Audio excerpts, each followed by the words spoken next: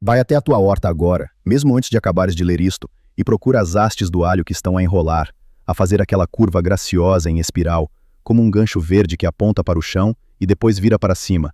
E pensa no que costumavas fazer quando as vias assim, naquela tarde de junho com o sol quente nas costas e a terra úmida a cheirar a primavera adiantada, com os joelhos a começar a doer e a vontade de acabar depressa, e tens a certeza de que fizeste a coisa certa quando puxaste aquela haste com a mão, sentiste o estalo, a resistência vencida, e ficaste satisfeito com o resultado limpo e rápido? Pois bem, esse estalo que ouviste foi a tua colheita a ser destruída por dentro, e tu não sabes, porque o alho vai continuar a parecer perfeito durante semanas, vai crescer, vai engordar, vai ter o exterior saudável e firme, e só no dia em que puseres a mão na terra e puxares o bulbo é que vais descobrir a massa mole, a podridão cor-de-rosa ou castanha que está no centro. E não vais perceber por quê, porque nada na planta te avisou. E esse é exatamente o erro que vamos desfazer hoje, de uma vez por todas, porque a solução custa menos de R$ 20 e está na tua gaveta neste momento. Não tens culpa de ter feito isto, e digo-o sem condescendência nenhuma, porque este conhecimento simplesmente não estava a circular.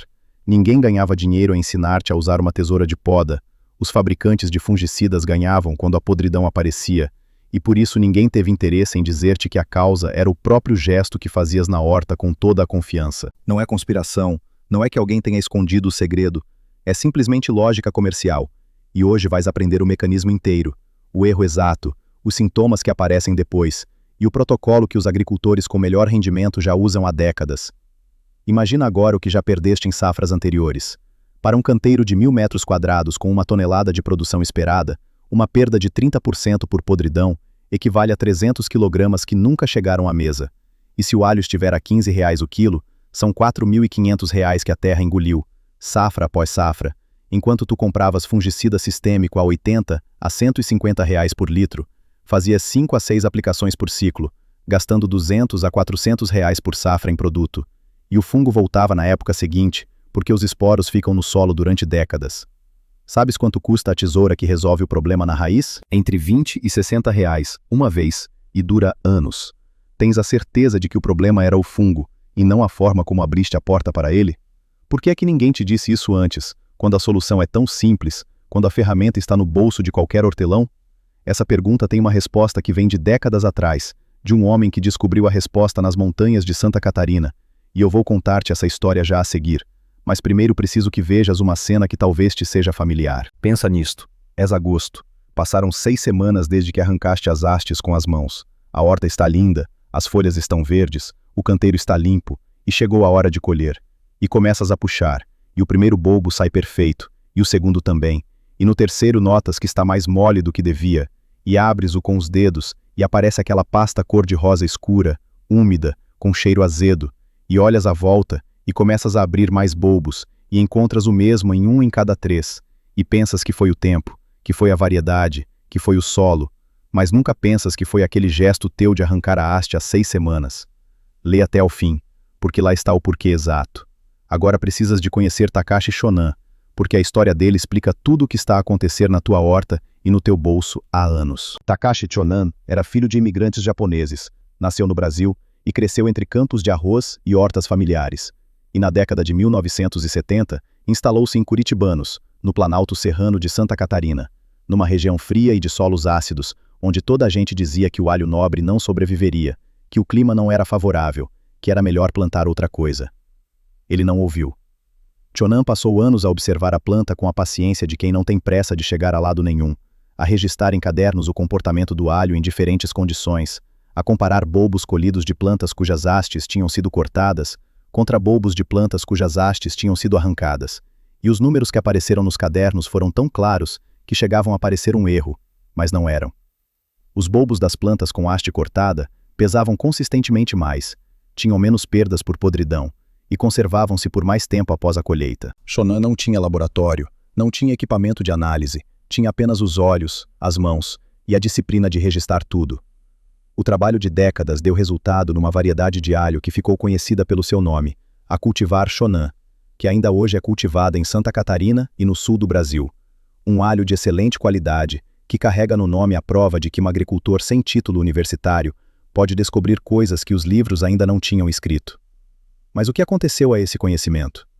Shonan envelheceu, a variedade ficou, os cadernos ficaram na família, e a prática de cortar em vez de arrancar foi passando de boca em boca entre os vizinhos de curitibanos. Mas nunca chegou a manual nenhum, nunca entrou nos cursos de formação agrícola, nunca apareceu nos folhetos que o técnico distribuía nas associações de agricultores, porque ninguém tinha interesse em financiar essa pesquisa de campo que provava que uma tesoura resolvia o que o fungicida apenas tapava. Dá um gosto por Takashi Shonan, ele merece, porque o que ele deixou vale muito mais do que o preço de uma tesoura. Décadas mais tarde, pesquisadores documentaram em laboratório o que Shonan via nos campos, e os números confirmaram tudo. A eliminação correta da haste floral aumenta o rendimento entre 20% e 30%, e cada folha verde que se remove acidentalmente junto com a haste reduz o tamanho do bulbo em 13% e o rendimento total em 17,5%. E isto é ciência publicada, documentada, verificada, que simplesmente nunca chegou à tua horta, porque a cadeia de comunicação entre o investigador e o hortelão tem buracos grandes o suficiente para caber uma colheita inteira. Agora vou mostrar-te o que acontece dentro da planta quando arrancas a haste com a mão, porque é aqui que está o mecanismo que ninguém te explicou, e vou fazê-lo sem palavras difíceis, porque o que acontece é simples e brutal ao mesmo tempo. Imagina que tens um molho de palhinhas embrulhadas umas nas outras, apertadas, presas pelo exterior, e no centro há uma palhinha mais grossa que atravessa todas as outras da raiz até ao topo. E agora imagina que pegas nessa palhinha central e puxas com força, e o que acontece é que ela racha e rasga as vizinhas por dentro, deixa uma cavidade irregular, um túnel aberto que desce desde o topo da planta até quase ao prato basal onde estão os dentes a crescer. E esse túnel não é um corte limpo, é uma ferida rasgada com bordos irregulares que não fecham, que não cicatrizam rapidamente e que ficam abertas para o que vier, a chuva, o orvalho, a água da rega. É exatamente isso que acontece dentro do pseudocaule do alho quando arrancas a haste com a mão em vez de cortá-la com uma tesoura limpa.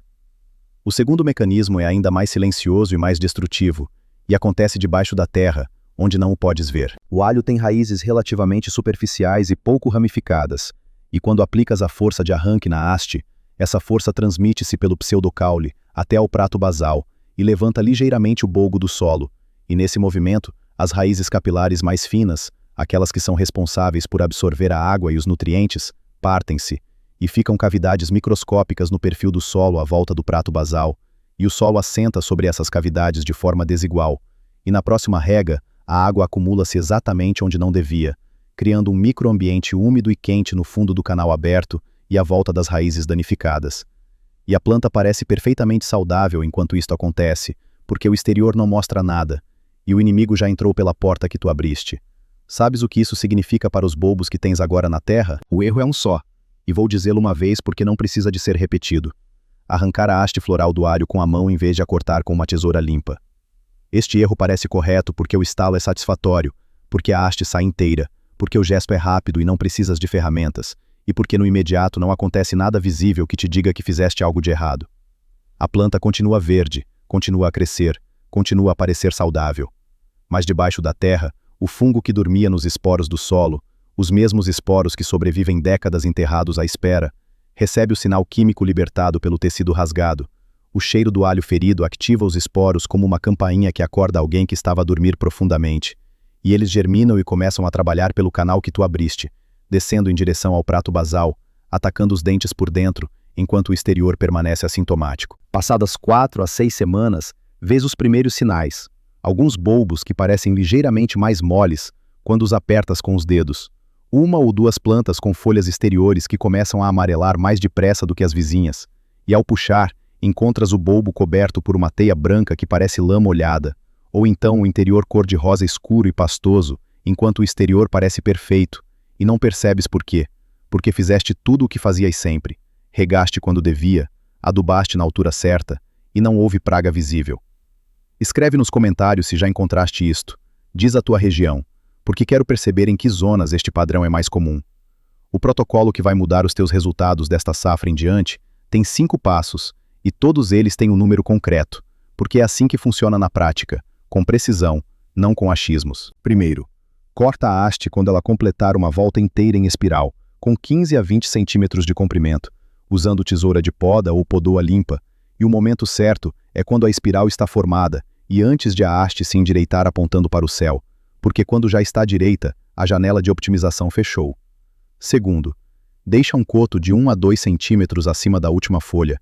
Não cortes rente à folha nem rente ao solo, porque esse coto atua como uma rolha biológica que impede a entrada de água no canal central e seca em menos de 20 minutos nas horas mais quentes do dia.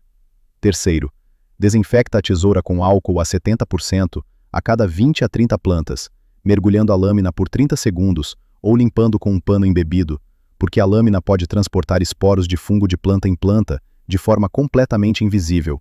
E este passo é gratuito se já tens álcool em casa. Quarto, não regues nos 2 dias a seguir ao corte. Deixa a ferida secar completamente, porque a água é o veículo que as bactérias de podridão mole precisam para se disseminar, e o canal de corte precisa de secar para fechar a entrada. Quinto, aplica cinza de lenha limpa à volta de cada planta, 300 a 500 gramas por metro quadrado de canteiro, sem tocar no caule, imediatamente após o corte, porque a cinza tem um valor de pH entre 11 e 12, que mata os esporos fúngicos à superfície do solo e fornece potássio e fósforo diretamente às raízes. E isto custa R$0 se tens lareira ou fogão a lenha em casa. E deixa 3 a 5 plantas sem cortar a haste por toda a parcela, porque essas hastes vão ser os teus balizadores de colheita. Quando a cápsula seminal no topo de uma dessas hastes começar a rachar, quando vires a abertura a abrir-se como uma flor pequena e verde, é o sinal de que chegou o momento de parar de regar, esperar 2 dias com tempo seco se possível e começar a colher o canteiro inteiro. Esse sinal nunca falha e é mais fiável do que contar dias no calendário ou olhar para a cor das folhas. E agora, o que acontece a seguir quando fazes isto direito? Quando a tesoura substitui a mão e o protocolo substitui o hábito, é exatamente o que o escritor seguinte vai contar. Quando fazes o corte certo, com a tesoura limpa e o coto de 2 centímetros, deixas intacto o canal central do pseudocaule, aquele molho de bainhas que envolve o bulbo como um casulo. E essa integridade significa que nenhuma porta se abre para o exterior, que nenhuma ferida rasgada convida os esporos que dormem no solo há anos. O primeiro mecanismo que o corte preserva é exatamente este, a barreira física entre o mundo de fora e o mundo dentro do alho. E quando essa barreira se mantém, o fungo que acordaria com o cheiro do tecido rasgado continua a dormir, continua enterrado, continua inofensivo até o final da safra. O segundo mecanismo que recuperas com o protocolo é a estabilidade radicular. Esse sistema de raízes finas e quase invisíveis que ficam intactas porque não houve força de arranque, não houve o levantamento súbito do bulbo que parte as capilares mais delicadas e cria as cavidades úmidas onde a podridão mole encontra o ambiente que precisa. Com as raízes intactas, a planta continua a absorver água com precisão, continua a decidir sozinha quanto úmido é suficiente e quanto é perigoso, e essa capacidade de autorregulação é o que separa um bulbo firme de um bulbo pastoso no momento da colheita. O terceiro mecanismo que entra em ação quando usas a tesoura é o redirecionamento de energia, porque a planta que tinha recursos a dedicar à haste floral e à produção de sementes, recebe de volta esses recursos e investe-os nos dentes que estão a crescer no bulbo, engordando-os durante as últimas semanas antes da colheita, que são exatamente as semanas em que o aumento de peso é mais rápido e mais visível. E é por isso que os bulbos cortados pesam mais, não porque o corte cria magia, mas porque a energia vai para onde tu precisas que ela vá. O quarto mecanismo é a secagem controlada da ferida, aquele coto de 2 centímetros que atua como rolha biológica e que seca em menos de 20 minutos nas horas mais quentes, fechando a única entrada que o corte criou, antes que qualquer umidade noturna possa aproveitá-la. Este mecanismo só funciona se não regares nos 2 dias seguintes ao corte, e é por isso que esse passo no protocolo existe. Não é superstição, é química simples. O tecido precisa de desidratação para cicatrizar, e a água é o único inimigo que pode travar esse processo. O quinto mecanismo é o que a cinza faz ao solo à volta da planta, criando um anel de pH alto que os esporos fúngicos não conseguem atravessar, e ao mesmo tempo alimentando as raízes com potássio e fósforo, que chegam diretamente ao sistema radicular, sem intermediários e sem custo. E o efeito combinado desta cobertura é que mesmo que algum esporo tenha sobrevivido nas proximidades, encontra uma barreira química antes de chegar ao prato basal, onde os dentes estão a crescer. E o resultado concreto de tudo isto junto, de cada um destes mecanismos a funcionar em simultâneo, é que desaparecem da tua lista o fungicida sistêmico a 80 a R$150 o litro, desaparecem as 5 ou 6 aplicações por safra, desaparecem os 300 kg de bulbos podres por cada tonelada esperada, e fica apenas a tesoura, a cinza e o tempo que pouparás por cada safra que vier. Agora quero que penses no caminho que tens à frente, porque tens 2, e são tão diferentes que não dá para seguir os dois ao mesmo tempo. O caminho A é o caminho que conheces. Arrancas a haste com a mão porque sempre foi assim, pagas o fungicida porque o técnico recomendou, perdes uma parte da colheita achando que foi o tempo ou a variedade, e compras mais alho na feira na próxima semana para repor o que a terra não te deu, gastando safra após safra, numa roda que não para, porque a causa nunca foi tratada, apenas o sintoma. O caminho B é o caminho que acabaste de aprender. A tesoura a 20 a 60 reais, que usas uma vez e dura anos. O protocolo de 5 passos que não custa quase nada. Os bulbos completos que ficam na cave ou na despensa durante meses sem apodrecer. E a sensação de saber por que a colheita correu bem, em vez de rezar para que corra. Escreve nos comentários, A ou B, e explica por quê, não para mim, para ti. Porque quando formulas em voz alta, ouves-te a ti próprio e percebes o que realmente já decidiste. Escreve também quantos bulbos de alho cultivas e em que região, porque quero saber de onde vêm as pessoas que chegam até o fim desta história. Neste momento, enquanto lês isto, há algo a acontecer debaixo da terra na tua horta, que não consegues ver, mas que podes imaginar.